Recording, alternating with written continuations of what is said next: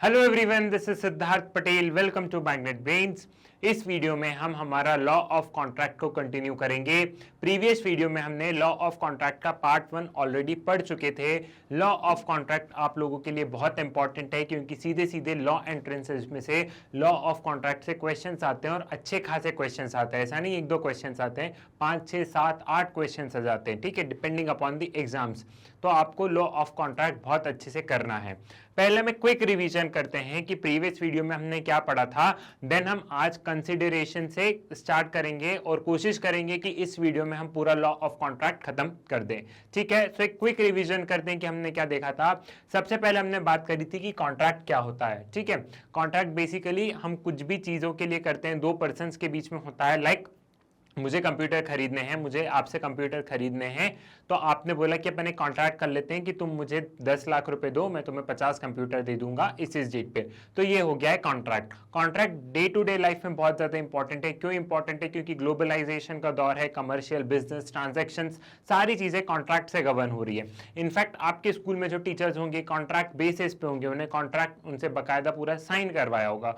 तो जो आज के टाइम में जो सारी चीजें चल रही है वो कॉन्ट्रैक्ट के बेसिस पे चल रही है। उसके बाद में जो सबसे इंपॉर्टेंट चीज जो थी वो थी एग्रीमेंट और कॉन्ट्रैक्ट के बीच में डिफरेंस। हमने बात की थी कि ये जो एग्रीमेंट और कॉन्ट्रैक्ट है ये बार बार इंटरचेंजेबली हमें नहीं यूज करते हैं। इनफैक्ट कई बार आपकी बुक में भी एग्रीमेंट और कॉन्ट्रैक्ट दोनों इंटरचेंजेबली यूज किए गए हैं, लेकिन अगर हम लॉ की नजरों में देखें तो इनमें डिफरेंस है। इन दोनों टर्म्स में डिफरेंस है। इन दोनों टर्म्स में क्या डिफरेंस है? इन दोनों टर्म्स में मैंने आपको ये डिफरेंस बताया था कि all contracts are agreement but all agreements are not contract.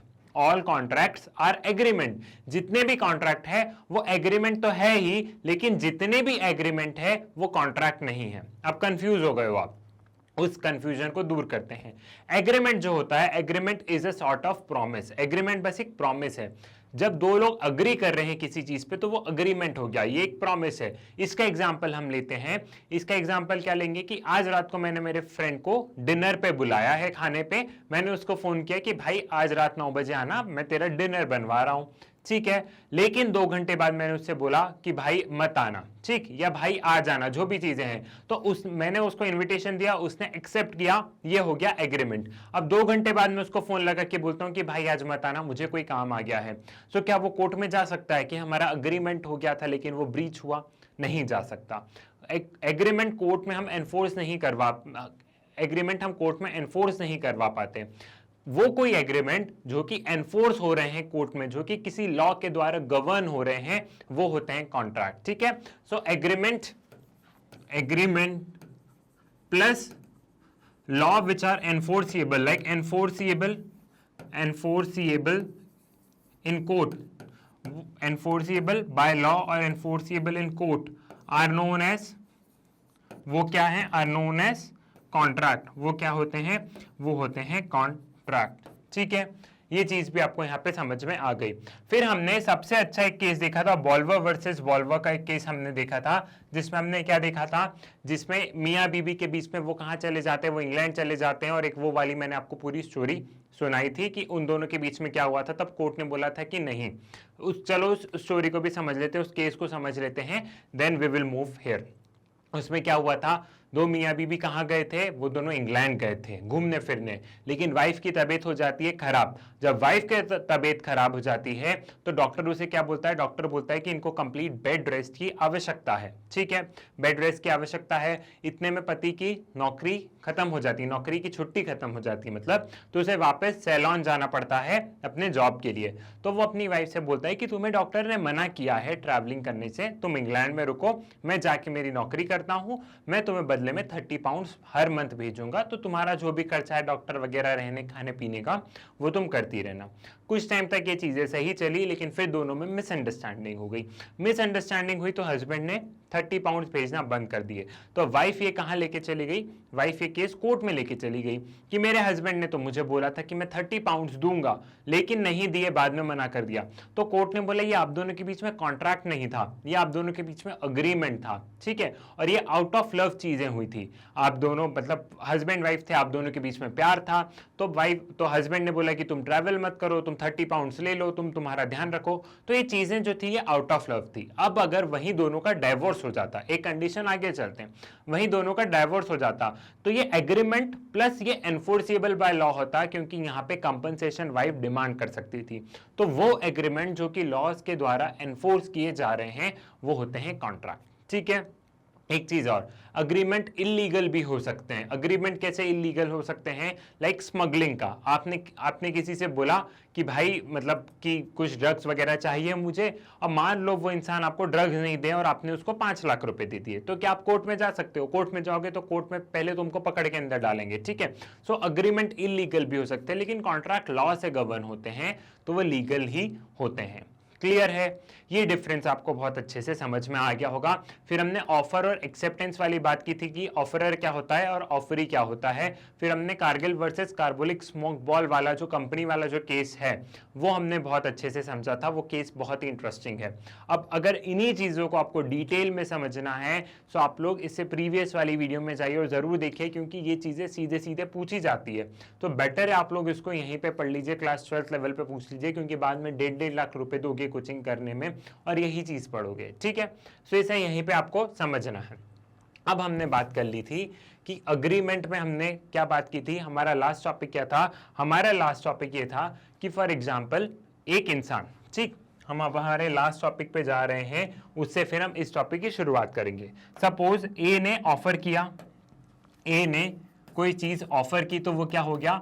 वो हो गया ऑफरर। वो क्या हो गया? वो हो गया ऑफरर। और बी ने कोई चीज एक्सेप्ट की, तो वो क्या हो गया? वो हो गया ऑफरी। वो क्या हो गया? वो हो गया है ऑफरी। ठीक है। ये चीज, ये ए ने ऑफर दिया है बी को और बी ने उस चीज को एक्सेप्ट कर लिया। अब इसने ऑफर दिया और बी ने एक्सेप्ट किया, तो इन दोनों के बीच में क्या हो गया? इन दोनों के बीच में हो गया है अग्रीमेंट। इन दोनों के बीच में क्या हुआ है? इन दोनों के बीच में हुआ है अग्रीमेंट। अब हमें अग्रीमेंट पता चल गया कि अग्रीमेंट क्या है, लेकिन हमारा टॉपिक क्या है? हमारा इस वीडियो का टॉपिक क्या है? वीडियो का टॉपिक है लॉ ऑफ कॉन्ट्रैक्ट्स। तो हमें कॉन्ट्रैक्ट पे आना है। ठीक है सर, आपने हमें अग्रीमेंट समझा दिया कि अग्रीमेंट किसे कहते हैं। जब दो लोग किसी एक चीज पे एक्सेप्ट हो रहे हैं तो वो हो गया है अग्रीमेंट। ठीक है, अग्रीमेंट आपने सर समझा दिया है, लेकिन अब ये अग्रीमेंट कॉन्ट्रैक्ट में कैसे बदलेगा, हमें इस चीज में बात करनी है। ठीक है, कि ये एग्रीमेंट कॉन्ट्रैक्ट में कैसे कन्वर्ट होगा, हमें इस चीज को यहाँ पे समझना है। ठीक, तो अब हम आते हैं इसी टॉपिक पे, क्योंकि यहाँ पे वही वाली चीज है कि ये जो एग्रीमेंट है ये कॉन्ट्रैक्ट में कैसे कन्वर्ट होता है। ठीक, अब हम यहाँ पे बात करते हैं कंसीडरेशन। कंसीडरेशन मतलब क्या होता है? कंसीडरेशन मतलब होता है something in return for the offer. Something in return for the offer को हम बोलते हैं कंसीडरेशन। एग्जाम्पल लेते हैं तो और आपको यहाँ पे क्लैरिटी मिलेगी। ठीक है, ए है, ए क्या कर रहा है? ए अपनी प्रॉपर्टी बेच रहा है। किसको बेच रहा है? ए अपनी प्रॉपर्टी बेच रहा है बी को। ठीक है, ये ए की प्रॉपर्टी है, ये ए की प्रॉपर्टी है। और बी क्या कर रहा है? बी ए को क्या दे रहा है? रुपए दे रहा है। ए जब अपनी प्रॉपर्टी बी को देगा तो बी ऑफ कोर्स रुपए देगा ना उस प्रॉपर्टी के बदले में। तो बी ने मान लो यहाँ पे 5 लाख रुपए दे दिए, 5 लाख रुपीस यहाँ पे बी ने दे दिए। तो यहाँ पे क्या हुआ? कंसिडरेशन में हम देखें तो बी के लिए क्या कंसिडरेशन हुई? बी के लिए कंसिडरेशन हुआ प्रॉपर्टी, क्योंकि ए उसको प्रॉपर्टी दे रहा है। और ए के लिए क्या कंसिडरेशन हुई? ए के लिए कंसिडरेशन हुए ये रुपए, क्योंकि बी उसको रुपए दे रहा है। तो प्रॉपर्टी के बदले में रुपए। सो बी के लिए ये प्रॉपर्टी कंसिडरेशन है और ए के लिए ये रुपए कंसिडरेशन है। ए ने बी को प्रॉपर्टी दी, बी ने ए को रुपए दे दिए इसके बदले में। ये होती है कंसिडरेशन। मतलब यहां पे आपको किसी चीज के बदले कोई अगर आप दूसरी चीज दे रहे हो तो उसे हम बोलेंगे कंसिडरेशन। अगर आपने लॉ ऑफ प्रॉपर्टी पढ़ा है तो मैंने आपको बताया था कि जहां जहां वर्ड कंसिडरेशन यूज हो रहा है, जहां जहां वर्ड कंसिडरेशन यूज हो रहा है वहां अधिकतर क्या होता है? वहां अधिकतर लॉ की नजरों में होता है मनी। वहां अधिकतर लॉ की नजरों में होता है मनी। और फिर मैंने आपको यह बताया था कि हर जगह मनी नहीं होता है। वो हम लॉ ऑफ कॉन्ट्रैक्ट में और अच्छे से समझेंगे इस कंसिडरेशन को। लॉ ऑफ कॉन्ट्रैक्ट में और ज्यादा क्लैरिटी आएगी। ठीक है, बस मोस्ट प्रोबेबली मनी होता है। ये हमारी लॉ ऑफ प्रॉपर्टी में बात हुई थी। ठीक है, लेक्चर्स आपको सारे अटेंड करना है। अगर आप लोग लेक्चर अटेंड नहीं करेंगे तो बाउंस बैक कर जाएंगे आपको, ठीक है। सो आप सारे लेक्चर्स अटेंड करते चलिए, स्पेशली ये लॉज वाले, तो law of property, contract, torts, ठीक है, क्रिमिनल लॉज, ये सब आपको पढ़ना है, ठीक है।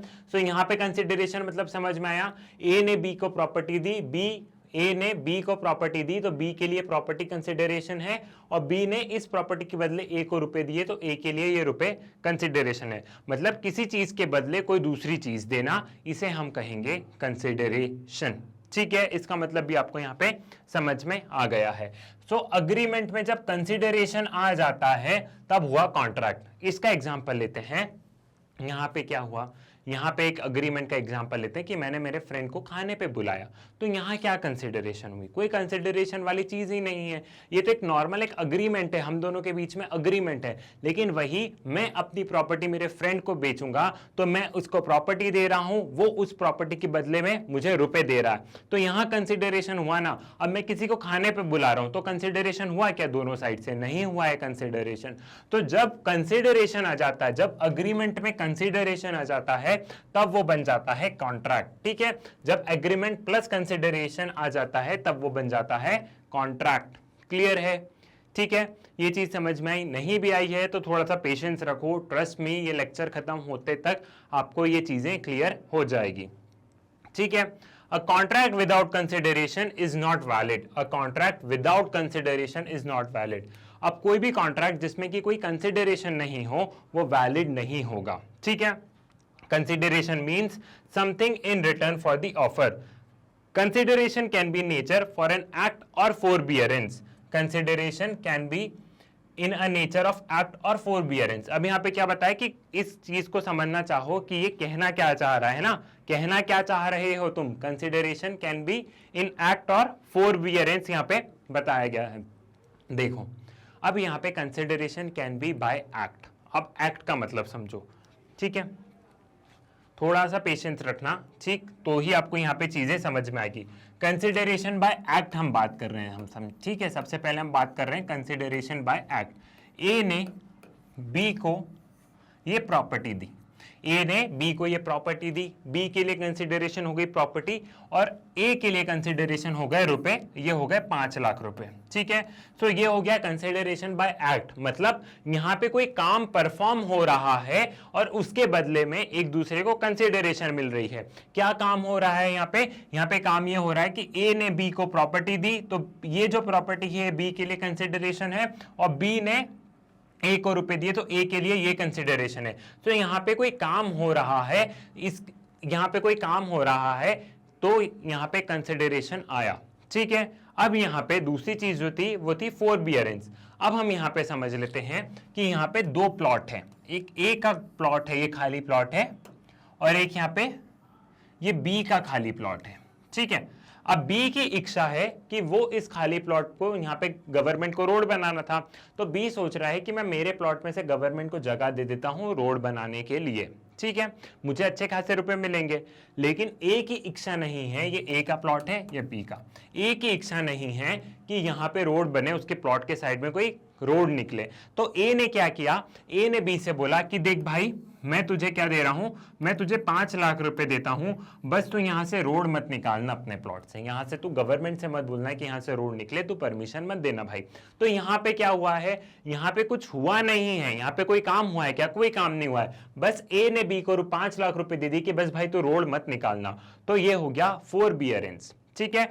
एक्ट में क्या हुआ, एक्ट में कुछ काम हुआ तब उसमें कंसिडरेशन आई, और फोरबियरेंस में यहां पे कोई काम नहीं हुआ फिर भी कंसिडरेशन दी गई यहां पे, ठीक है। सो फोरबियरेंस मतलब कि बिना काम किए भी कई बार कंसिडरेशन देनी पड़ती है, तब भी कंसिडरेशन होता है बिना काम किए भी, ठीक है। ये चीज आपको यहां पे समझ में आ गई है, ठीक। सो ये जो यहां पे था, कहना क्या चाहते हो, ये आपको यहां पे क्लियर हो गया है। Then agreement without consideration is void and not enforceable by law.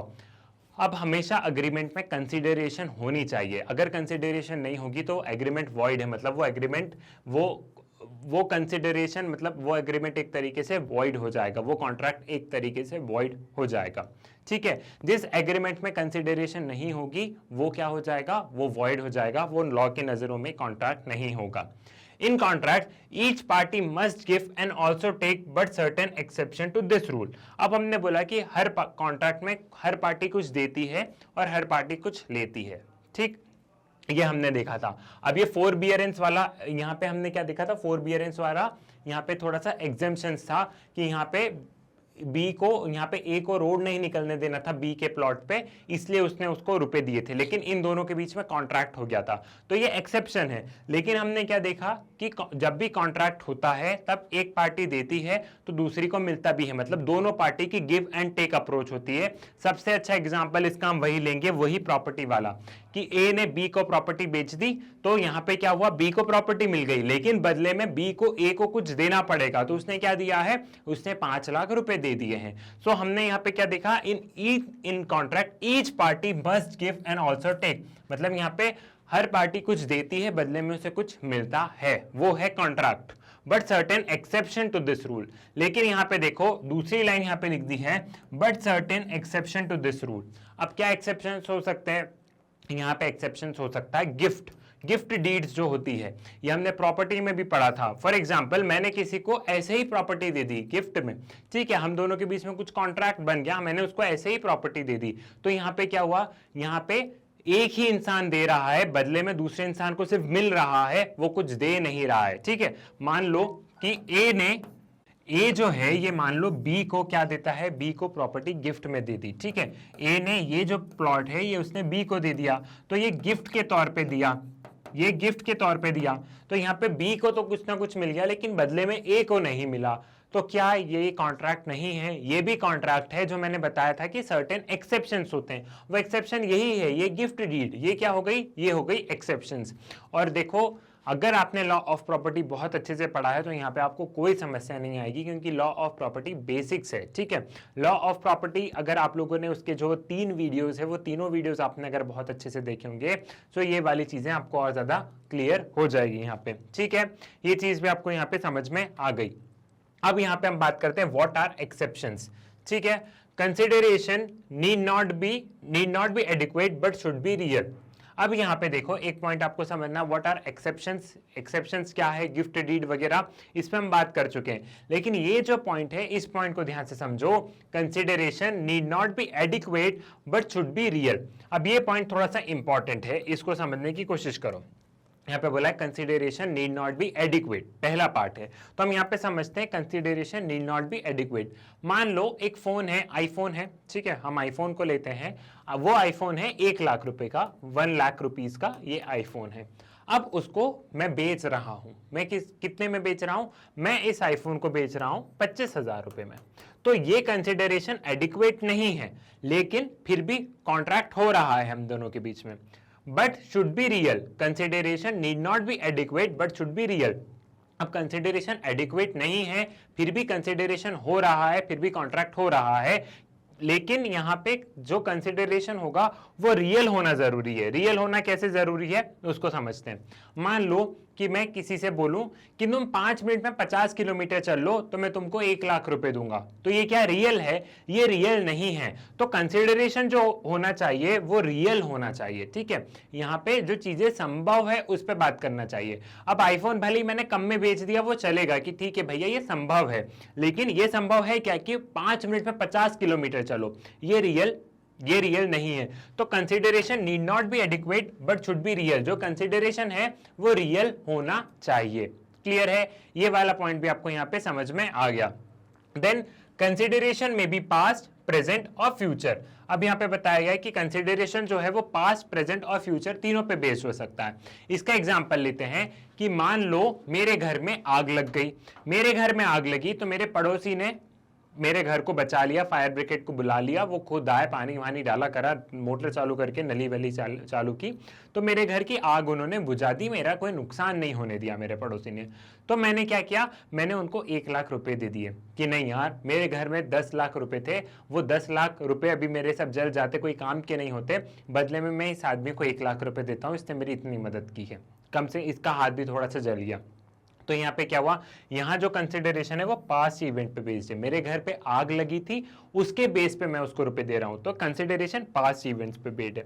Past event पे बेस्ड है। फिर यहाँ पे प्रेजेंट, प्रेजेंट मतलब कि मैं किसी से प्रॉपर्टी खरीद रहा हूं, वो मैं किसी को अपनी प्रॉपर्टी बेच रहा हूं, वो मुझे प्रॉपर्टी के लिए रुपए दे रहा है, ये प्रेजेंट में चल रहा है, ये आज के आज ही में ये काम कर रहा हूं। ठीक है। फ्यूचर, फ्यूचर मतलब कि मैंने समझो कि मुझे कुछ बाहर से कुछ गुड्स बुलवाने थे यूएसए से। सो मैंने क्या किया, मैंने उसको अभी से 5 लाख रुपए एडवांस में दिए हैं। अब उसने बोला है कि सर जो शिप जो आएगी इंडिया में, जो शिप आएगी वो शिप आने में उसको 1 हफ्ता लगेगा, तो मैं फ्यूचर बेसिस पे आज ही दे रहा हूं कि भाई पहले तो रुपए रख, तू जैसी शिप यहाँ पे आए इंडिया में सबसे पहले तो मुझे मेरा माल देना। सो ये फ्यूचर इवेंट पे बेस्ड है। Then should not be illegal, illegal नहीं होना चाहिए कंसिडरेशन। इलीगल कैसे नहीं होना चाहिए, कोई भी इलीगल काम, लाइक हम बोलते हैं ना कि तू ये कर दे उसके बदले में ड्रग्स वगैरह का सप्लाई, मतलब कोई भी इलीगल चीजें नहीं होनी चाहिए।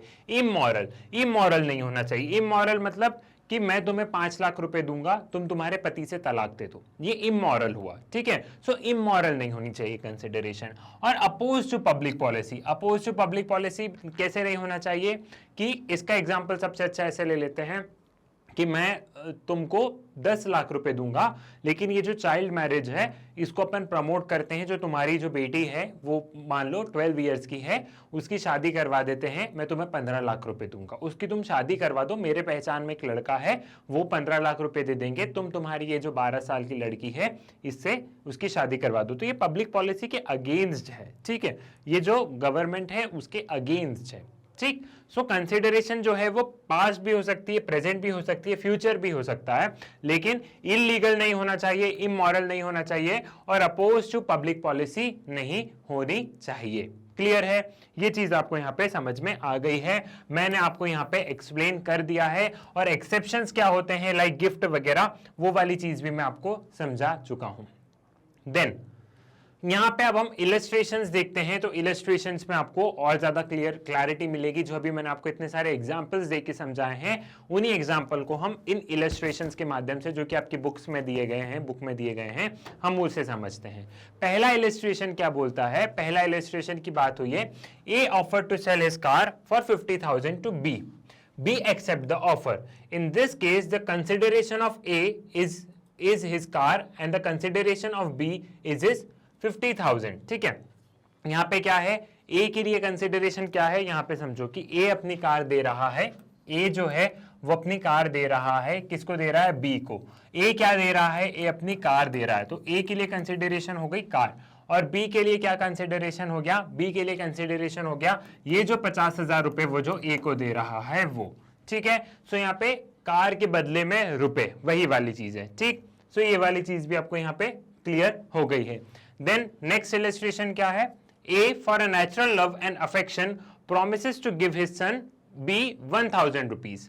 ठीक है, अब यहाँ पे क्या हो रहा है, इस स्टेटमेंट को समझते हैं। यहाँ पे बस यही बताया गया है कि ए जो है वो अपने बेटे को लव एंड अफेक्शन के कारण 1,000 रुपए दे रहा है। ठीक है, तो ये लव एंड अफेक्शन, ये गिफ्ट डीड, ये एक्सेप्शन हो गया। बी बदले में क्या दे रहा, बी कुछ नहीं दे रहा है। ठीक है, तो ये अफेक्शन के बेसिस पे यहाँ पे जो कंसिडरेशन है वो क्या होगी, यहाँ पे जो कंसिडरेशन है वो लव एंड अफेक्शन के बेसिस पे है, और ये जो एक्सेप्शन है कंसिडरेशन का, बदले में बी कुछ नहीं दे रहा है, सिर्फ ए ही दे रहा है। तो जो मैंने आपको एक्सेप्शन समझाए थे वो एक्सेप्शन का यहाँ इंप्लीमेंटेशन है। ठीक है, ये वाली चीज भी आपको क्लियर हो गई है। अब यहाँ पे हम एक केस समझते हैं, दुर्गा प्रसाद वर्सेस बालदेव। ठीक है, the plaintiff constructed some shop at the request of district collector in a town. एक बार केस पढ़ लेते हैं हम पूरा, जैसे ही मैं केस आपको रीड कर लेंगे हम यहाँ पे, मैं आपको इसका अच्छे से पूरा explanation दे दूंगा। The plaintiff constructed some shop at the request of district collector in a town. The constructed shops were given for rent for doing business to the defendant.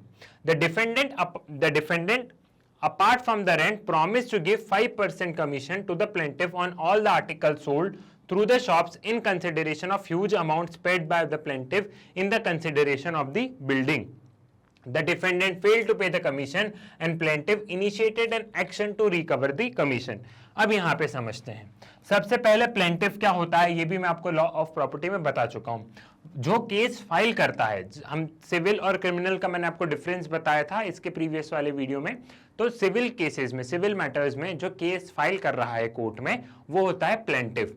और वो केस किसके अगेंस्ट फाइल कर रहा है, वो इंसान अपने आप को डिफेंड करेगा कि ये इंसान जो आरोप लगा रहा है ये आरोप झूठे हैं, तो वो हो गया डिफेंडेंट। तो जो केस फाइल कर रहा है वो हो गया प्लेंटिफ, और जो उस केस मतलब केस फाइल किया तो सामने वाला इंसान उसके आरोपों को क्या करेगा, उसके आरोपों को खारिज करेगा, तो वो क्या हो गया, वो हो गया है डिफेंडेंट। ठीक है, अब यहां पे ये बताया गया, इस केस को मैं बताता हूं कि ये जो प्लेंटिव है, एक प्लेंटिव, और यहां पे हमें किसको लेना है, हमें यहां पे लेना है डिस्ट्रिक्ट कलेक्टर।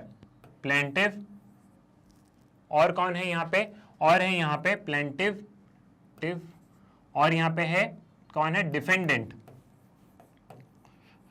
डिफेंडेंट।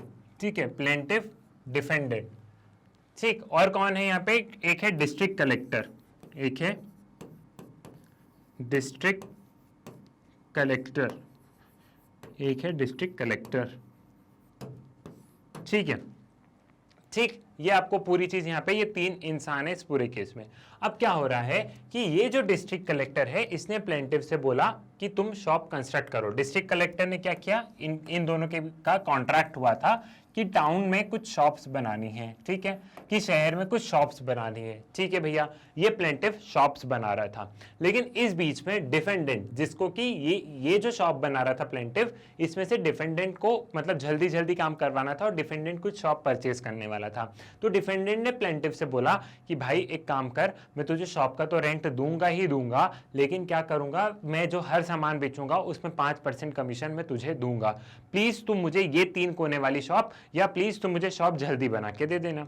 ठीक है, अब प्लेंटिव को आ गया लालच कि मेरा और डिस्ट्रिक्ट कलेक्टर का कॉन्ट्रैक्ट है, वैसे भी मुझे शॉप्स बनानी है, और ये इंसान बोल ही रहा है कि रेंट तो मुझे मिलना ही है, वो तो स्वाभाविक सी बात है, प्लस ये मुझे कमीशन भी दे रहा है, तो मैं डिफेंडेंट के अकॉर्डिंग काम कर लेता हूं। तो इसने क्या किया, 3 कोने की शॉप, ठीक है, 3 कोने की शॉप या 3 शॉप इसको फटाफट बना के दे दी जल्दी से। ठीक है, तो हुआ ये, बाद में ये इंसान ने ये जो 5% जो कमीशन है, ये 5% कमीशन देने से मना कर दिया। उसने बोला कि ये 5% कमीशन मैं नहीं दे पाऊंगा, जो भी मैं हर सामान बेच रहा हूं, मैं सिर्फ और सिर्फ रेंट बेच पाऊंगा, रेंट दे पाऊंगा।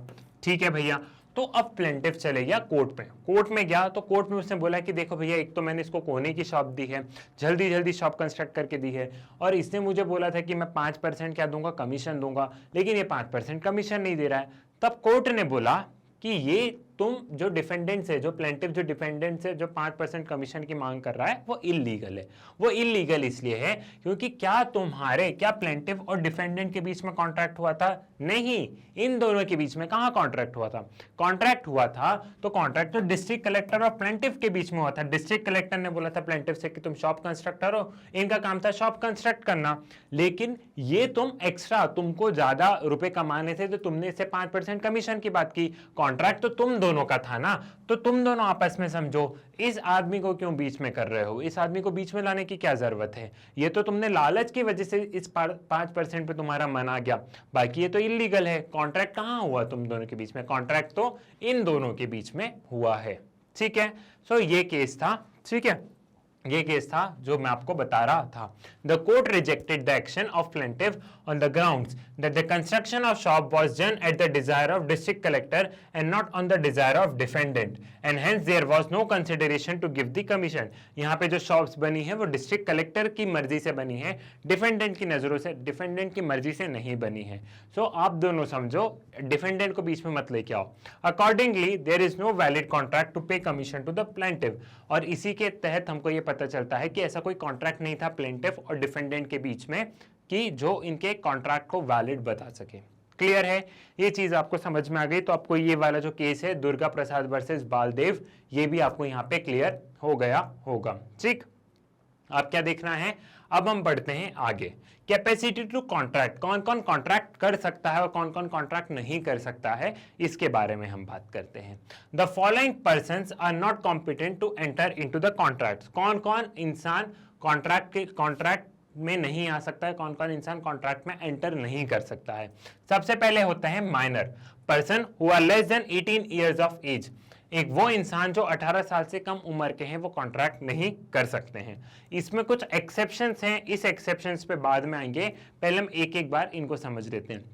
फिर पर्सन विथ अनसाउंड माइंड, जो जिनका दिमाग की संतुलन ठीक नहीं है वो कॉन्ट्रैक्ट नहीं कर सकते, लाइक इडियट्स, लुनेटिक्स। लुनेटिक्स कौन होते हैं? लुनेटिक्स वो होते हैं कि कुछ टाइम तक वो मेंटल स्टेबिलिटी उनकी सही होती है, लेकिन कुछ टाइम बाद वो अपना आपा खो देते हैं, ठीक है।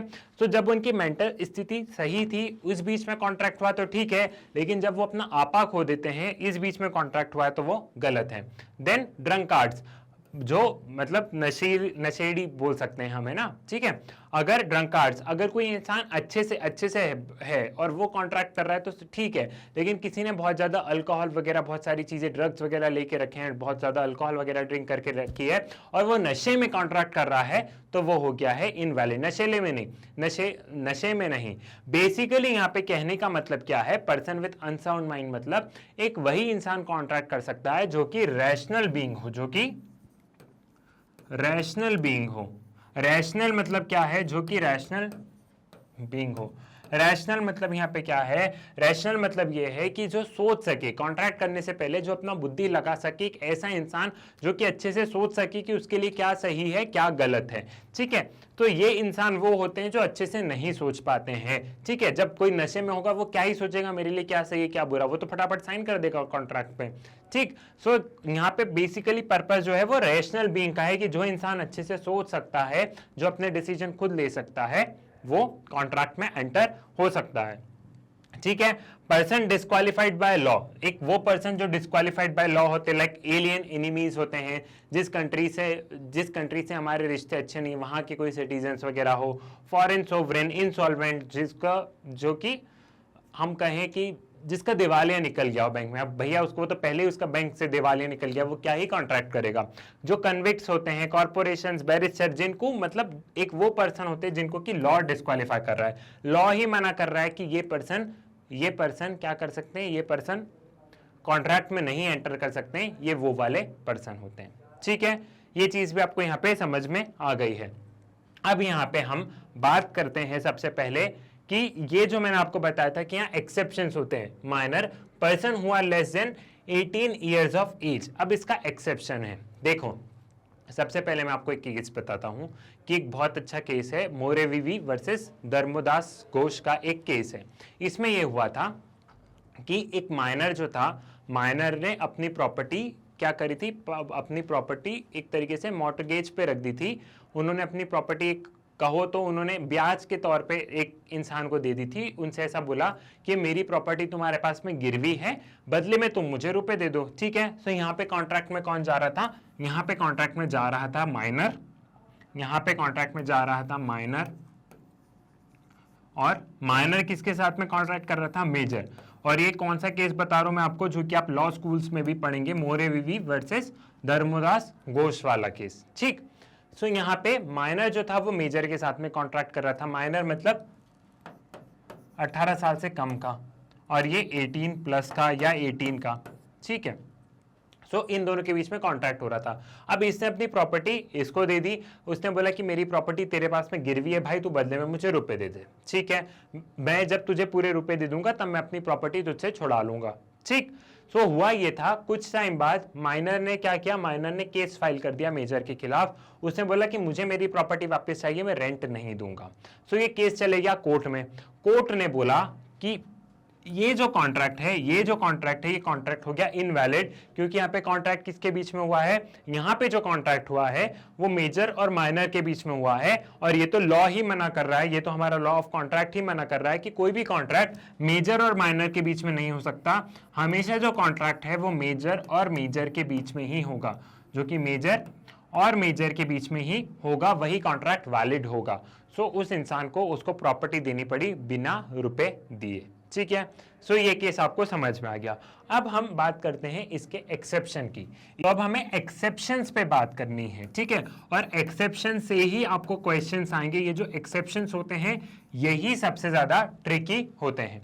अब एक्सेप्शन क्या है कि माइनर और मेजर के बीच में कॉन्ट्रैक्ट हो सकता है, माइनर और मेजर के बीच में कॉन्ट्रैक्ट हो सकता है, क्या कंडीशन है यहाँ पे कंडीशन ये है माइनर और मेजर के बीच में कॉन्ट्रैक्ट की, कि जो कॉन्ट्रैक्ट होगा वो कॉन्ट्रैक्ट बेनिफिशियल होना चाहिए। किसके लिए बेनिफिशियल होना चाहिए? वो कॉन्ट्रैक्ट बेनिफिशियल होने चाहिए माइनर के लिए, बेनिफिशियल होना चाहिए माइनर के लिए, ठीक है। माइनर के लिए वो कॉन्ट्रैक्ट बेनिफिशियल होना चाहिए। एग्जांपल लेके समझते हैं। इसका एग्जांपल ऐसे है कि मान लो कि माइनर के मदर एंड फादर की डेथ हो जाती है, अब माइनर को आगे पढ़ाई करनी है, ठीक है। तो एक मेजर, उसी के परिवार का कोई इंसान, कोई मतलब बुआ चाचा मामा में से कोई इंसान उसको एक प्रॉपर्टी दे देता है, ठीक है, अपनी प्रॉपर्टी दे देता है एज अ गिफ्ट डीड। अब कॉन्ट्रैक्ट हो रहा है, मेजर और माइनर के बीच में कॉन्ट्रैक्ट हो रहा है, वो उसको प्रॉपर्टी एज अ गिफ्ट दे रहा है ताकि अपनी पढ़ाई वढ़ाई अच्छे से कर सके, इसके पास कोई फ्यूचर सिक्योरिटी हो। तो यहाँ पे इन दोनों के बीच में कॉन्ट्रैक्ट हो रहा है। तो माइनर और मेजर के बीच में कॉन्ट्रैक्ट हो सकता है, एक्सेप्शन बस ये है कि वो कॉन्ट्रैक्ट बेनिफिशियल होना चाहिए। किसको बेनिफिशियल होना चाहिए? माइनर को बेनिफिशियल होना चाहिए, बस यही एक्सेप्शन है। अगर कॉन्ट्रैक्ट माइनर और मेजर के बीच में हो रहा है और उसमें माइनर को फायदा नहीं पहुंच रहा है तो वो कॉन्ट्रैक्ट क्या है? वो कॉन्ट्रैक्ट हो गया इनवैलिड। लेकिन वो कॉन्ट्रैक्ट जिससे कि माइनर को फायदा मिल रहा है वो कॉन्ट्रैक्ट एग्जीक्यूट हो सकता है। क्लियर है? ये वाली चीज भी आपको यहां पे समझ में आ गई है। देन नेक्स्ट यहां पे अब हम इलस्ट्रेशन देखते हैं।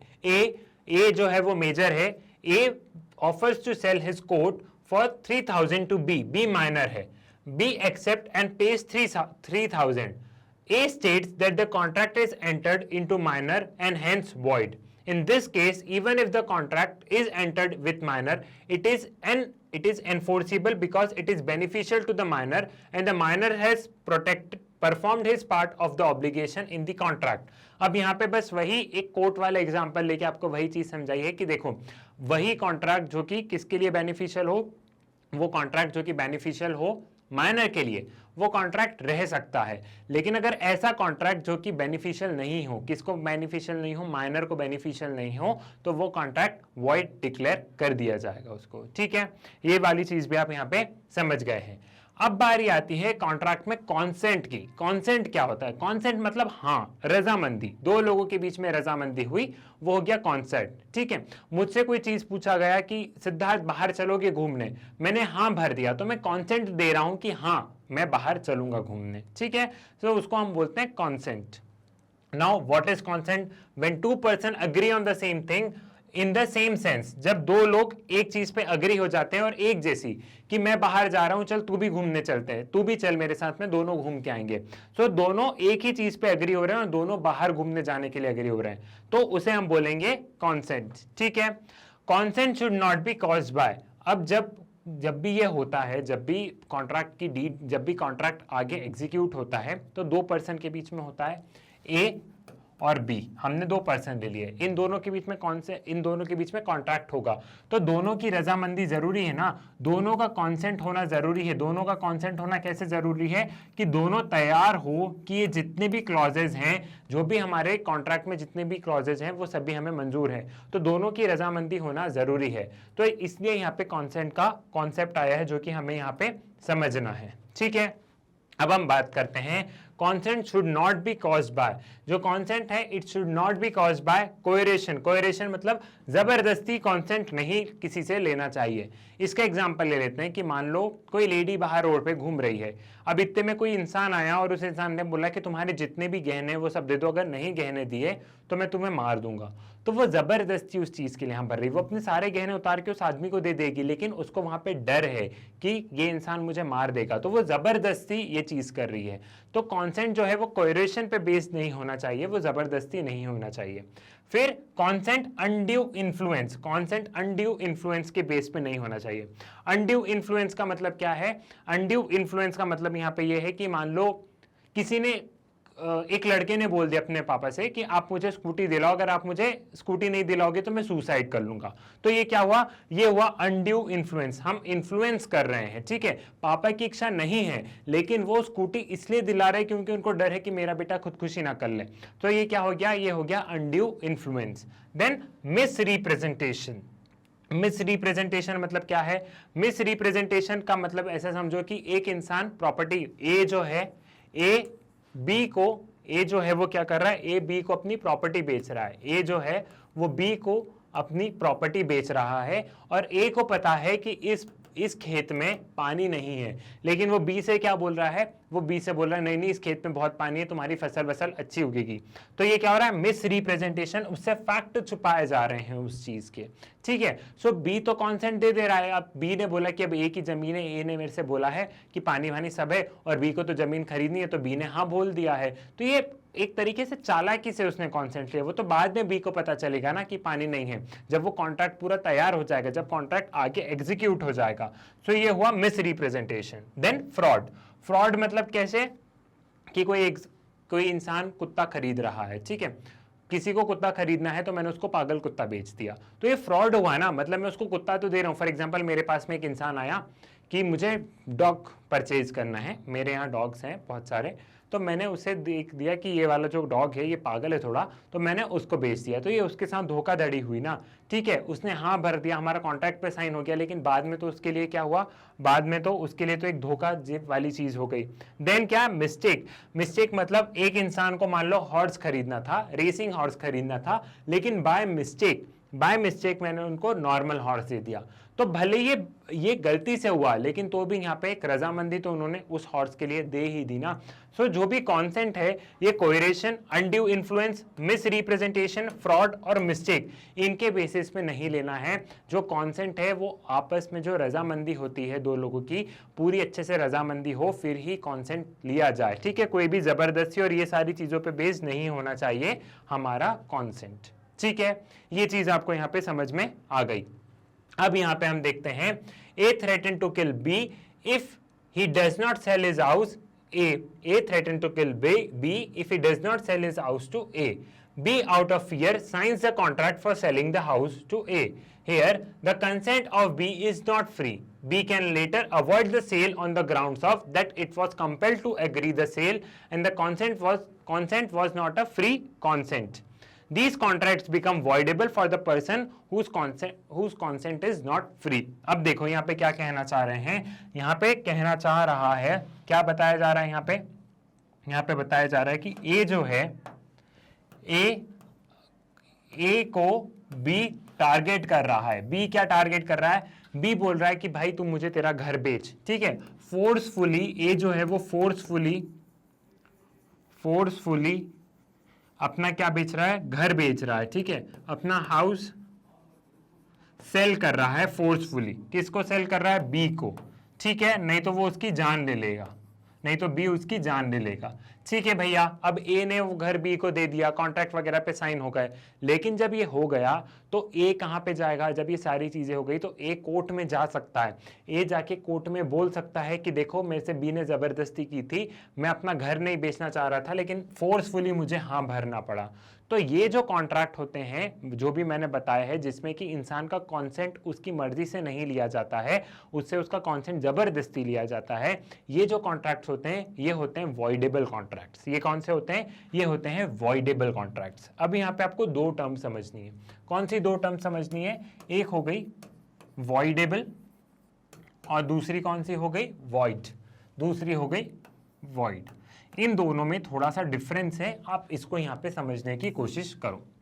वॉइडेबल कॉन्ट्रैक्ट वो होते हैं, मान लो अभी जो मैंने आपको बताया कि ए ने जबरदस्ती अपना मतलब बी ने जबरदस्ती ए से घर ले लिया, ठीक है, और ए ने कॉन्ट्रैक्ट साइन कर दिया, तो ए के पास में ऑप्शन है, ए के पास में ऑप्शन है कि वो कोर्ट जाके इस कॉन्ट्रैक्ट को कैंसिल करवा सकता है, और ए के पास में ये भी ऑप्शन है कि नहीं यार अब घर गया तो गया, कोई बात नहीं, ठीक है। सो यहाँ पे जो भी चीजें होंगी वो किसके मर्जी से होंगी, वो ए के मर्जी से होंगी। वो चाहे तो कोर्ट जा सकता है और चाहे तो चीजें एज इट इज रहने दे सकता है, एज इट इज रहने दे सकता है, वो सारी इच्छा ए के ऊपर होगी। सो ए चाहेगा तो वो कॉन्ट्रैक्ट को कैंसिल करवा सकता है। यहाँ पे जो सारी मर्जी है वो ए की है, ए चाहेगा तो ऐसा होगा, ठीक है। वही वॉइड कॉन्ट्रैक्ट्स क्या होते हैं, जो अपने आप कैंसिल हो जाते हैं कि लॉ की नजर में ये कैंसिल है, ए चाहे या नहीं चाहे लेकिन ये कैंसिल है, ठीक है, ये आपको यहाँ पे डिफरेंस समझ में आया।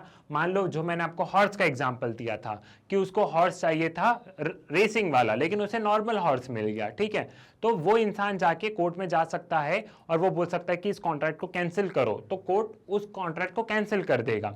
लेकिन वही हम देखें कि मान लो कॉन्ट्रैक्ट ऐसे हुआ हो कि तुम्हारी बेटी दे दो, तुम तुम्हारी 12 साल की बेटी की शादी करवा दो, 15 हम तुमको 15 लाख रुपए देंगे।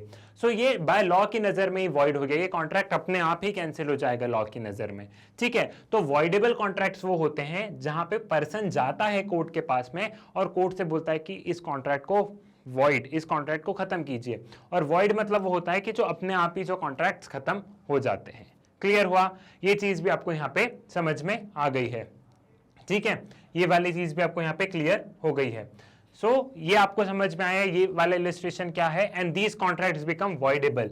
यहाँ पे अगर कंसेंट अगर इंसान की मर्जी से नहीं लिया गया है तो ये कॉन्ट्रैक्ट्स को बाद में वो इंसान जाके कैंसिल करवा सकता है for the person whose consent is not free. वो इंसान जाके इन कॉन्ट्रैक्ट को कैंसिल करवा सकता है जिनका की कॉन्सेंट उनकी इच्छा अनुसार नहीं लिया गया हो, ठीक है। ये वाली चीज भी आपको यहाँ पे समझ में आ गई है। अब हम बात करते हैं यहाँ पे कंटिंजेंट कॉन्ट्रैक्ट की, ठीक है। कंटिंजेंट कॉन्ट्रैक्ट क्या होता है? Contingent contract also called an conditional contract. It is a contract to do something और not to do something on happening और non happening of an event which is a collateral to the contract. अब basically देखो contingent contract का मैं आपको बताता हूं, ये फ्यूचर डेट के लिए होते हैं, ठीक है। ये कंडीशनल कॉन्ट्रैक्ट होते हैं। मान लो कंडीशनल कॉन्ट्रैक्ट कैसे कि ऐसा कॉन्ट्रैक्ट होगा कि मुझे डेल के लैपटॉप लेने थे, ठीक है। सो मैंने एक डीलर से बोला कि भाई मुझे डेल के 50 लैपटॉप चाहिए।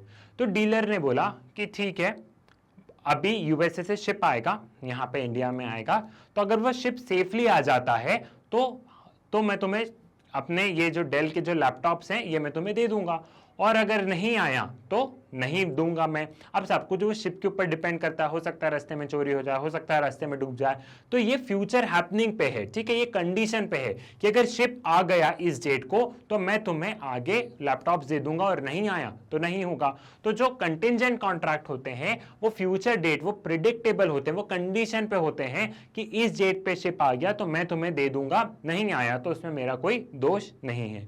इनको हम बोलते हैं contingent contract. Contingent contract can be enforced until the uncertain future events happen. If the uncertain future event becomes impossible, contingent contracts become void. अब यहाँ पे देखो क्या बोला गया है, यहाँ पे बताया गया है कि contingent contract cannot be enforced until the uncertain future event happens. इसको अगर समझना है तो सबसे अच्छा आप इलिस्ट्रेशन को समझ लीजिए। ये इलिस्ट्रेशन से आपको कंटिंजेंट कॉन्ट्रैक्ट का मतलब अपने आप समझ में आ जाएगा। इलिस्ट्रेशन में क्या बोला गया है, A agrees to sell his farm land to B if he wins the case involving the farm land. This is a case of contingent contract because the performance of contract is based on the happening of an uncertain event. The uncertain future event is winning the case. अब यहां पे देखो A जो है ये A agree कर देता है B को कि मैं तुम्हें क्या करूंगा, मैं तुम्हें मेरा फार्म लैंड बेच दूंगा, ये जो फार्म लैंड है ये बेच दूंगा। ये कब बेचूंगा, जब इस फार्म लैंड का केस मैं जीत जाऊंगा, जब ए इस फार्म लैंड का केस जीत जाएगा। हुआ ये है, ऐसे समझो कि ए और एक्स के बीच में, यहाँ पे मैं ऐड कर रहा हूं, ए और एक्स के बीच में यहाँ पे केस चल रहा है कोर्ट में कि ये फार्म लैंड किसका है। तो ए ने बोला है कि अगर मैं केस जीतता हूं तो मैं बी को ये फार्म लैंड बेच दूंगा। तो ये फ्यूचर इवेंट पे बेच है ना, मान लो ए केस हार गया तो वो बी को नहीं बेचेगा। सो यहाँ पे जो कंटिंजेंट कॉन्ट्रैक्ट होते हैं ये फ्यूचर इवेंट पे बेस्ड होते हैं, और फ्यूचर किसी ने प्रिडिक्ट नहीं किया, हो सकता है ए केस हार जाए तो फिर वो बी के पास में कॉन्ट्रैक्ट नहीं, तो फिर वो बी को नहीं बेच पाएगा, ठीक है। सो यहाँ पे कॉन्ट्रैक्ट ही ऐसे किया है इन्हें कि अगर मैं जीता तो मैं बेचूंगा, नहीं जीता केस तो कोई बात ही नहीं, जैसा कि मैंने आपको वो डेल वाला एग्जांपल बताया था, ठीक है। सो ये आपको यहाँ पे समझ में आ गया कि कंटिंजेंट कॉन्ट्रैक्ट क्या है। अब यहां पे आपको एक चीज समझना है, वेजर और कंटिंजेंट कॉन्ट्रैक्ट में डिफरेंस समझना है। वेजर एक तरीके से शर्त होती है, जो हम लोग ये जो सट्टा लगाने वाली जो चीज होती है ना, वो होती है कि अगर ये टीम मैच जीत गई तो मैं इतने रुपए दूंगा। ये जो चीजें हैं ये इनवैलिड है इंडिया में, ठीक है। यहां पे दोनों पार्टी है, मान लो मैंने लगाया कि आज के मैच में अगर इंडिया जीती तो मैं दूंगा 5,000 रुपए, और सामने वाले इंसान ने बोला कि आज के टीम में अगर इंग्लैंड जीत गया तो मैं दूंगा 10,000 रुपए। तो अब हम दोनों ने हम जो शर्त लगाते हैं वो दोनों तरफ से शर्त लगती है ना, कि अगर मेरी वाली पार्टी जीती तो मैं 5,000 दूंगा, तेरी वाली जीती तो तू 5,000 देगा। तो जो शर्त जो हम लगाते हैं, जो सट्टा जिसे बोलते हैं हिंदी में, वो दोनों तरफ से लगता है ना। कोई एक इंसान तो नहीं लगा सकता कि मैं अकेला ही बोलूं कि आज की टीम अगर इंडिया जीत गई है, अगर आज की टीम इंडिया जीत जाएगी तो मैं 100 रुपए तुमको दूंगा, और सामने वाला इंसान कोई रुपए कुछ बोली ही ना लगा। जो वेजर जो होता है उसमें दोनों पार्टी बोली लगाती है, और ये काइंड ऑफ शर्त है। आप समझ गए हो मैं क्या समझाना चाह रहा हूं, ठीक है। तो वो उसका डिफरेंस, उसमें अंतर है कंटिंजेंट कॉन्ट्रैक्ट में, ठीक है। तो वेजर और कंटिंजेंट कॉन्ट्रैक्ट में अंतर है, नहीं तो आप समझो कि ये जो हम जो शर्त लगाते हैं कंटिंजेंट कॉन्ट्रैक्ट है। जी नहीं, कंटिंजेंट कॉन्ट्रैक्ट नहीं है जो हम शर्त लगाते हैं। जो शर्त वगैरह जो हम लगाते हैं, जो सट्टा खेलते हैं, उसे हम वेजर कहते हैं, ठीक है। और कंटिंजेंट कॉन्ट्रैक्ट डिफरेंट है। तो क्या है उसे सबसे पहले बात करते हैं, क्या डिफरेंस है इन दोनों के बीच में, उसे समझते हैं। Wager is an invalid contract, ये इंडिया में अलाउड नहीं है। वेजर क्या है मैंने आपको बता दिया। कंटिंजेंट कॉन्ट्रैक्ट्स आर वैलिड, ये वैलिड है।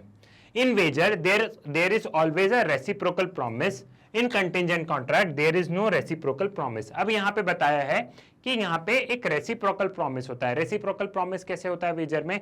वेजर में रेसिप्रोकल प्रॉमिस यही है, वही मैं क्रिकेट वाला एग्जांपल ले रहा हूं कि अगर आज इंडिया क्रिकेट मैच जीतेगा तो मैं तुमको 5,000 रुपए दूंगा, और सामने वाले इंसान ने बोला कि भाई अगर आज इंग्लैंड क्रिकेट मैच जीतेगा या आज इंडिया क्रिकेट मैच हार जाएगा तो मैं तुझे 10,000 रुपए दूंगा। तो ये रेसिप्रोकल हुआ ना, मैंने कुछ बोली लगाई, सामने वाले ने भी कुछ बोली लगाई। लेकिन क्या कंटिंजेंट कॉन्ट्रैक्ट में रेसिप्रोकल रिलेशनशिप है? जी नहीं। कंटिंजेंट कॉन्ट्रैक्ट में क्या हो रहा है? कंटिंजेंट कॉन्ट्रैक्ट में ये हो रहा है कि ए और बी के बीच में कॉन्ट्रैक्ट हुआ है। ए ने बोला है, बी ने ए से बोला है कि मुझे क्या चाहिए, मुझे चाहिए डेल के लैपटॉप चाहिए, मुझे डेल के लैपटॉप चाहिए। तो ए ने बोला है कि हाँ भाई मैं तुझे लैपटॉप दे दूंगा अगर यूएसए से शिप आ जाती है बाय 1 जून, अगर यूएसए से शिप आ जाती है तो मैं तुझे लैपटॉप दे दूंगा। तो यहाँ रेसिप्रोकल रिलेशनशिप नहीं हुआ ना, दोनों के बीच में कुछ नहीं हुआ ना। यहाँ पे बस ये है कि बी को लैपटॉप चाहिए ए से, तो ए ने ये बोला है कि शिप आएगी तो मैं तुम्हें लैपटॉप दे दूंगा। बाकी शर्त में क्या होता है? शर्त में होता है कि ए कुछ रुपए की बोली लगा रहा है, बी भी कुछ रुपए की बोली लगा रहा है। तो यहाँ पे रेसिप्रोकल रिलेशनशिप है और यहाँ रेसिप्रोकल रिलेशनशिप नहीं है, ठीक है। और क्या डिफरेंस है? एक डिफरेंस ये है कि जो कंटिंजेंट कॉन्ट्रैक्ट होता है उसमें थर्ड पार्टीज इन्वॉल्व होती है। थर्ड पार्टी कैसे इन्वॉल्व होती है? सपोज बी ने ए से बोला कि मुझे डेल के लैपटॉप चाहिए, ए ने बोला कि भाई मैं तुझे अगर 1 जून से पहले आ गई शिप तो मैं तुझे क्या करूंगा, मैं तुझे डेल के लैपटॉप दे दूंगा। अब बी को हो सकता है ये डेल के लैपटॉप अलग अलग पीछे और शॉपकीपर्स और रिटेलर्स के पास में देने हो, सो यहाँ पे थर्ड पार्टी भी इन्वॉल्व है, ए बी, और हो सकता है बी को आगे और माल सप्लाई करना हो, तो यहाँ पे आगे की पार्टीज भी इन्वॉल्व है। लेकिन वेजर में थर्ड पार्टी इन्वॉल्व नहीं होती। हम जो देखते हैं, जो सट्टा लगता है वो 2 लोगों के बीच में लगता है। अब ऐसा थोड़ा ना कि यहाँ पे एक और इंसान और पीछे होगा, वेजर में 2 लोग ही होंगे, लेकिन यहाँ पे कंटिंजेंट कॉन्ट्रैक्ट में थर्ड पार्टीज भी इन्वॉल्व होती हैं, ठीक है। ये चीज भी आपको यहाँ पे समझ में आ गई। Third parties do not have interest in wager and third parties may have interest in contingent contract, ठीक है। अब यहाँ पे wager is a contingent in nature, wager is contingent in nature, contingent contracts are never wagering. अब यहाँ पे क्या बताया कि जो वेजर है वो कंटिंजेंट इन नेचर है, जो वेजर है, ठीक है। यहाँ पे हम देखते हैं कि ए और बी के बीच में मान लो शर्त लगी है, ए और बी के बीच में शर्त लगी है, ए और बी के बीच में क्या शर्त लगी है? इंडिया के मैच को लेके, इंडिया के मैच को लेके। तो ये कंटिंजेंट है ना, वेजर जो है वो कंटिंजेंट इन नेचर है। अगर इंडिया मैच जीतेगा, मतलब कंटिंजेंट मतलब जीतेगा, फ्यूचर प्रिडिक्ट अनप्रिडिक्टेबल है, जीतेगा तो मैं बी को रुपए दूंगा, और अगर हार गया इंडिया तो बी ए को रुपए देगा। सो जो वेजर होते हैं वो कंटिंजेंट इन नेचर होते हैं, वो फ्यूचर इवेंट पे बेस्ड होते हैं, ठीक है। ये समझ में आ गया। लेकिन contingent contract are never wagering. दूसरा स्टेटमेंट ये था that contingent contract are never wagering. वो ऐसा क्यों बोला गया है? क्योंकि यहाँ पे कोई थर्ड पार्टीज इन्वॉल्व नहीं है। अगर शिप आई तो ए बी को क्या कर देगा? ए बी को डेल के लैपटॉप दे देगा, नहीं आई तो नहीं देगा, ठीक है, ये वेजरिंग नहीं है कि नहीं आई तो भी बी ए को रुपए देगा, ऐसा कुछ नहीं है। ठीक है, समझ में आया? तो क्या क्या डिफरेंस है यहाँ पे हमने सबसे पहले देखा है कि जो वेजर होते हैं वो इनवैलिड होते हैं, कंटिंजेंट कॉन्ट्रैक्ट जो होते हैं वो वैलिड होते हैं। वेजर को इंडिया में रिकॉग्नाइज नहीं किया जाता है, कंटिंजेंट कॉन्ट्रैक्ट को इंडिया में रिकॉग्नाइज कर लिया जाता है। In wager there is always a reciprocal promise, यहाँ पे रेसिप्रोकल प्रॉमिस होता है, एक हाथ से दो तो एक हाथ से लो, दोनों के बीच में प्रॉमिस है। लेकिन कंटिंजेंट कॉन्ट्रैक्ट में कोई रेसिप्रोकल प्रॉमिस नहीं होता है। वेजर में थर्ड पार्टीज इन्वॉल्व नहीं होती है, दो लोगों के बीच में सट्टा लगता है, दो लोगों के बीच में शर्त वगैरह लगती है। लेकिन कंटिंजेंट कॉन्ट्रैक्ट में थर्ड पार्टीज इन्वॉल्व होती है, उसका एग्जांपल मैंने आपको डेल वाला समझाई दिया। Wager is contingent in nature, wager जो है वो कंटिंजेंट इन नेचर होता है, फ्यूचर पे प्रिडिक्ट होता है। लेकिन यहाँ पे contingent contracts are never wagering, यहाँ पे कोई सट्टा नहीं लगा होता है, यहाँ पे कोई शर्त नहीं लगी होती है। यहाँ पे माल आया तो हम तुम्हें रुपए दे देंगे, नहीं आया तो कोई बात ही नहीं भाई। ठीक है, सो ये आपको डिफरेंस समझ में आ गया होगा। आई नो ये थोड़े से ट्रिकी वीडियोस हैं, लेकिन हमें समझना होगा। देखो हर सब्जेक्ट में कहीं ना कहीं थोड़ा सा ट्विस्ट होता है, ऐसा कोई सा सब्जेक्ट नहीं है जहाँ पे कुछ चैप्टर डिफिकल्ट नहीं होते। सो आप ये समझिए कि ये लीगल स्टडीज़ के सबसे डिफिकल्ट चैप्टर्स हैं, लेकिन ट्रस्ट में अगर आप इनको शांति से पढ़ेंगे, थोड़ा सा गहराई लेके पढ़ेंगे और एक दो बार वीडियोज़ को देखेंगे तो समझ में आएगा। देखो आपको पेशेंटली चीज़ें करनी है, वह जल्दी जल्दी में नहीं जाना है कि एक बार में नहीं आया तो मैं फिर से नहीं पढ़ूंगा, नहीं तो आपको बार बार चीज़ें समझ में नहीं आएगी। ठीक है, मतलब आपको एक बार नहीं आया तो दूसरी बार देखो, तीसरी बार देखो, नोट्स बनाओ, पढ़ो, एक बार बुक में से पढ़ो। अगर आपने एक बार में सोचा कि एक बार में हो जाए तो देखो वो इम्पॉसिबल है। कुछ चीज़ें ऐसे होती है कि हमें उसमें थोड़ा सा टाइम लगता है, और आप लोगों के लिए थोड़ा सा नया है लॉज वगैरह, तो इसलिए आपको थोड़ा सा टाइम लगेगा। ठीक है, बाकी मैंने पूरी कोशिश की है कि मैं आपको बहुत अच्छे से मैंने आपको ये समझाया होगा। अब हम नेक्स्ट वीडियो में आगे से कंटिन्यू करेंगे। नेक्स्ट वीडियो में हम पूरी एक समरी भी कर लेंगे, ताकि अगर आपके मन में कोई भी डाउट होगा तो वो डाउट्स भी क्लियर हो जाएंगे। ठीक है, तो नेक्स्ट वीडियो में पूरे लॉ ऑफ कॉन्ट्रैक्ट की एक समरी, साथ ही साथ क्या करेंगे, साथ ही साथ हम जो आपका जो रिमेनिंग पार्ट है लॉ ऑफ कॉन्ट्रैक्ट का, हम उसे पूरा करेंगे। ठीक है, आई होप आपको समझ में आया होगा। मैग्नेट ब्रेन्स के वीडियोस आप लोग YouTube से तो एक्सेस कर ही सकते हैं, बट बहुत बार ये होता है कि आपको YouTube पे वीडियो नहीं मिल पाते हैं, तो उसका सोल्यूशन भी मैग्नेट ब्रेन्स आप लोगों के लिए लेके आया है। वो सोल्यूशन क्या है? वो सोल्यूशन है मैग्नेट ब्रेन्स की वेबसाइट। मैग्नेट ब्रेन्स की वेबसाइट तक पहुंचने के लिए सिंपली आप गूगल पे जाइए, गूगल पे आप magnetbrains.com लिखिए और सर्च कीजिए। जैसे ही आप magnetbrains.com लिख के सर्च पर क्लिक करेंगे, कुछ इस तरीके की स्क्रीन आपको नजर आएगी आपके फोन या आपके लैपटॉप पे। नीचे एक्सप्लोर टॉप कोर्सेज में देखेंगे तो यहाँ पे क्लास केजी से लेके क्लास 12 तक दिया गया है, साथ ही साथ यहाँ पे एक्स्ट्रा लर्निंग, एनसीईआरटी एग्जाम्पलर्स, ये सारी चीजें भी अवेलेबल है। एक्स्ट्रा लर्निंग में कुछ इट्स ऑल लीगल सीरीज करके है, जहां से आप अपने लीगल नॉलेज को और इन्हांस कर सकते हैं। आप लोगों के लिए है इट्स ऑल लीगल सीरीज, तो आप एक बार इट्स ऑल लीगल सीरीज पे भी विजिट कीजिए। और सपोज कीजिए कि आप यहाँ पे क्लास 12 पे क्लिक करते हैं, तो जैसे ही आप क्लास 12 पे क्लिक करेंगे, क्लास 12 के जितने भी कोर्सेज हैं वो सभी कोर्सेज आपको स्क्रीन पर नजर आएंगे। अगर आप थोड़ा सा स्क्रॉल करके नीचे आएंगे तो आपको यहाँ पे क्लास 12 का लीगल स्टडीज नजर आएगा। सपोज आप क्लास 12 के लीगल स्टडीज पर क्लिक करेंगे तो क्लास 12 लीगल स्टडीज के यहाँ पे जो वीडियोस होंगे ये चैप्टर वाइज फॉर्मेट में होंगे, एंड चैप्टर वाइज में भी यहाँ पे टॉपिक वाइज आपको यहाँ पे वीडियोस अरेंज मिलेंगे। सो जैसा कि मैंने आपको यहाँ पे क्लास 12 लीगल स्टडीज का बताया है, सभी क्लासेस के सब्जेक्ट्स इसी तरीके से अरेंज्ड हैं, इसी तरीके से यहाँ पे आपको वीडियोस मिलेंगे चैप्टर वाइज फॉर्मेट में, एंड चैप्टर वाइज में भी टॉपिक वाइज अरेंज्ड आपको यहाँ पे वीडियोस मिलेंगे। सो अगर आप यूट्यूब से कंफर्टेबल है तो यूट्यूब से पढ़िए, और अगर आपको यूट्यूब पे वीडियो नहीं मिल पा रहे हैं तो आप वेबसाइट के माध्यम से अपनी पढ़ाई कर सकते हैं। आपकी पढ़ाई जारी रहनी चाहिए, आपको जहाँ से पढ़ना है आप वहाँ से पढ़िए। मैग्नेट ब्रेन्स एक ऐसा चैनल है जहाँ पे क्लास केजी से लेके क्लास 12 तक पढ़ाया जाता है। यहाँ पे जितने भी वीडियोस हैं सारे वीडियोस बिल्कुल फ्री ऑफ कॉस्ट अवेलेबल हैं। सो आप लोग अपने नॉलेज को इन्हांस कीजिए, आप लोग ज़्यादा से ज़्यादा वीडियोस को शेयर कीजिए, साथ ही साथ मैग्नेट ब्रेन्स के बारे में बताइए, अपने स्कूल में, कॉलेज में, कोचिंग्स में बताइए, भाई बहनों को बताइए, वीडियो को लाइक कीजिए, चैनल को सब्सक्राइब कीजिए। मुलाकात होगी आपसे नेक्स्ट वीडियो में, इसी टॉपिक को कंटिन्यू करेंगे लॉ ऑफ कॉन्ट्रैक्ट को। तब तक के लिए धन्यवाद।